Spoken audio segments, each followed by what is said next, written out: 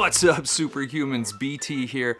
Me and the fam just got back from a little mini vacation. We did Vegas, or rather, Vegas did us. All I know is that 100% of us had a blast, and we are also stoked to never do it again. I thought I would share our experience, our itinerary with you, some of the lessons, the hard lessons that we learned along the way, or the lessons that we learned the hard way. I don't know how to say that. And then also stick around because at the end of the video, I'm gonna announce the winners from our last 3 giveaways. This trip, we actually had Melissa's son. And it was his first time to Vegas, which was awesome, but it meant that we were going to do the quintessential Vegas thing. So we got a room at the Delano, which is like the sister hotel to the Mandalay Bay. And we got that because the Mandalay Bay has this amazing pool setup. It's got like a beach, actual sand, a massive wave pool, 2 lagoon pools, a private pool, plus a lazy river. And when it's 110 degrees outside, like you can't go wrong with a pool. Big, it's a substantial pool. And there are a lot of people here, and they all like to hang out at the very end and get rocked by the waves. Looks great. Yeah, you look awesome. Absolutely amazing, but it quickly went from fun in the sun to no fun for me. This is gonna sound really weird. I've got some really weird shaped ear canals, and they don't let me drain water out of them very efficiently. So I don't really ever go underwater because they plug up and I can get swimmer's ear and ear infections like super easy. Well, that's what happened. Within the first hour, I found myself with swimmer's ear, and it was bad, and I knew it was gonna get really worse, and it was gonna make all the fun stuff we had planned the rest of that day like just impossible. I had to bail on the family, and I've got to walk down the boulevard to a Walgreens so I can find an oral syringe so I can shoot enough water in there to push it out. It's not very fun, it's really painful. So I headed down the strip for what seemed like a 10-minute walk. We'll get to that later.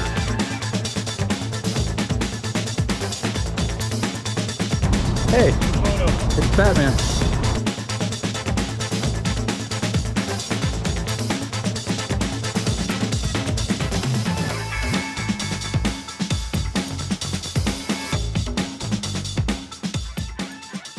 Well, success.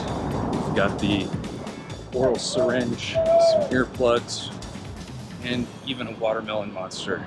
So my day's getting a little bit better. The oral syringe, actually, you fill it up with water to push the water out, like high pressure, pushes it out. It's kind of gross and it's very painful. Now, by the time I got back, it was time for lunch. Oddly, however, though, the Mandalay Bay, compared to a bunch of the other hotels that I've stayed at, like really doesn't have too many restaurant options. And the very few options it had were closed. There was nothing open. And so we had to do room service. It was $100 for 3 burgers. After that, though, we took a nap and then got ready because we went and saw the show Mystere at Treasure Island, and it's absolutely amazing. It's a Cirque du Soleil production, and it's just bonkers. It's like human acrobatics and carnival stuff taken to like the nth degree. My favorite acts, the 2 obviously Eastern European dudes who like did handstands on top of the other guy's head. Just absolutely nuts. And I lost a light. It just died on me. I don't know why. The show ended around 8:30. I think we got back to the hotel around 9:30, in bed by 10 because another long day to follow. So day 2, Melissa gets up super early, goes to the gym, goes a little bit earlier than me. I decided to do some vlogging and then I would meet her. So I get done and I get into the elevator, and floor 2 is where the gym is. Hit floor 2, doesn't do anything, doesn't do anything, doesn't do anything. Finally I have to call her. I'm like, hey, what's going on? And she's like, oh, they don't have a gym. So I've got to go to a different hotel, go through the lobby, into the Mandalay Bay. This is kind of like our experience so far when it came to restaurants. Hopefully the gym isn't like this every day. Anyway, it's good times. And because it's 6:30 a.m., this place is dead. Like this, like Lupo. We tried to come here last night, but it was closed. This is the only restaurant like in this place.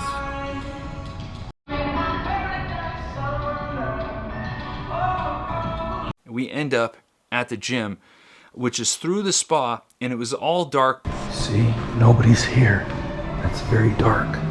But the door was open. And Melissa's like, it's open. The guy told me it was open, but you have to go to the very end. They go, Aha, there it is. We have found it.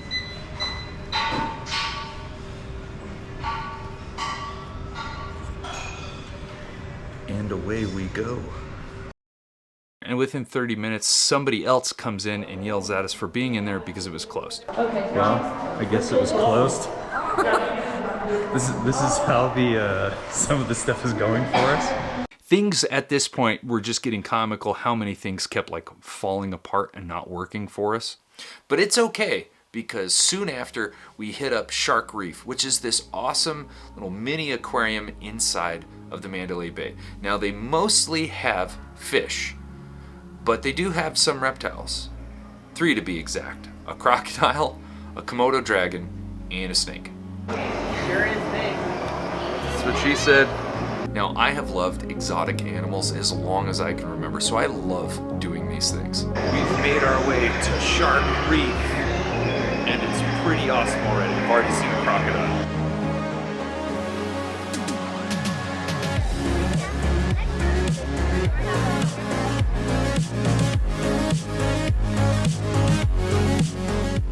Now, they have this huge room where you can touch various species of stingray, even some horseshoe crabs, and then it's also got a big section for some cool jellyfish.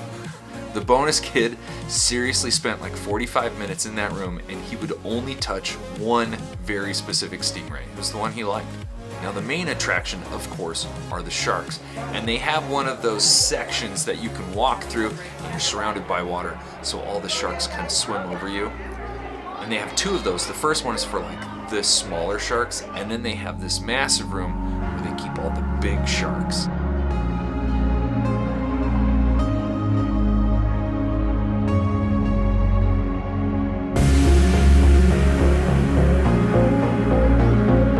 And it also has like the tube that you walk through where the sharks get super close. It was super cool and definitely one of my favorite moments from the trip. Now that night we opted to go to the Meow Wolf Omega Mart at Area 15. This place is really hard to explain what it is.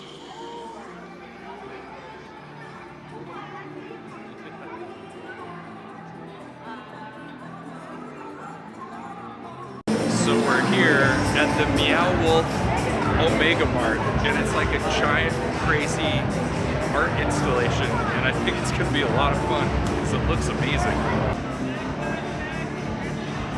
There's like fake foods and fake commercials for these fake foods and it all kind of revolves around a company called Darm Corp or Dram Corp, I can't remember.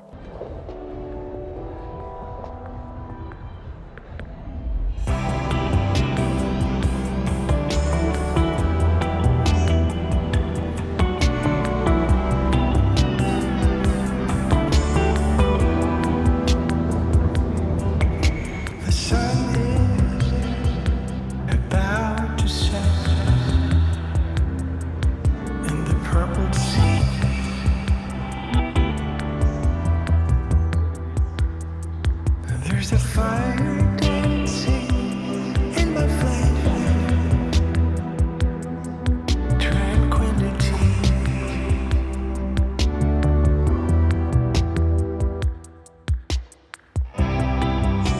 Is anybody here beside me? It's possible I make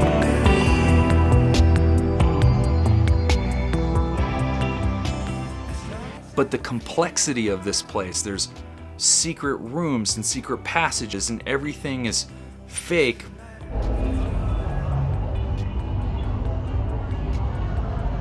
I'm now in a tent. How was it? Did you make it through okay?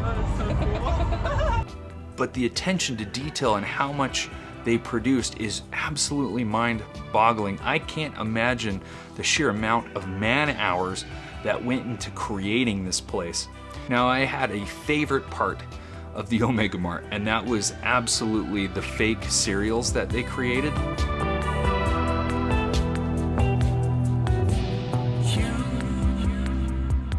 Ease my mind ambitiously. They were hilarious. I laughed my ass off.